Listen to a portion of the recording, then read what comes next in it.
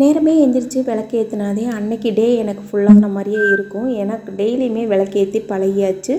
காலையில் எந்திரிச்சு ஒரு 5:30க்கெல்லாம் எல்லாம் முடிச்சிடலாம்னு நினச்சேன். ஆனால் மணி 6 ஆயிருச்சு இன்றைக்கி பூஜை முடிக்கிறதுக்கு. காலையில் டிஃபன் எதுவும் பண்ணுறதில்ல, ஒரே தான் மத்தியான சாப்பாடு மட்டும்தான். வெண்டைக்காய் கொஞ்சம் இருந்துச்சு, பறித்து எடுத்துக்கிட்டேன். இது ஒரு 2-3 நாளாக சேர்த்து பறித்த வெண்டைக்காயை மொத்தமாக சேர்த்து வச்சுக்கிட்டேன். அதை இப்போ பொரியல் பண்ணிடலாம். ஒரு கடையில் தேவையான அளவு எண்ணெய், கடவுளுந்தம்பருப்பு, சின்ன வெங்காயம், கருவேப்பிலை சேர்த்துக்கலாம். வெண்டைக்காய் விழுவிழுப்பு தன்மை இருக்கும் அப்படின்னு நிறைய பேர் சாப்பிட மாட்டாங்க. அந்த விழுவிழுப்பு தன்மை இருக்காமல் சமைக்கணும் அப்படின்னா கொஞ்சம் கூடுதலாக எண்ணெய் யூஸ் பண்ணால் விழுவிழுப்பு தன்மை இருக்காது. அதே மாதிரி ஒரு லெமன் புழிஞ்சாலுமே விழுவிழுப்பு தன்மை இருக்காது.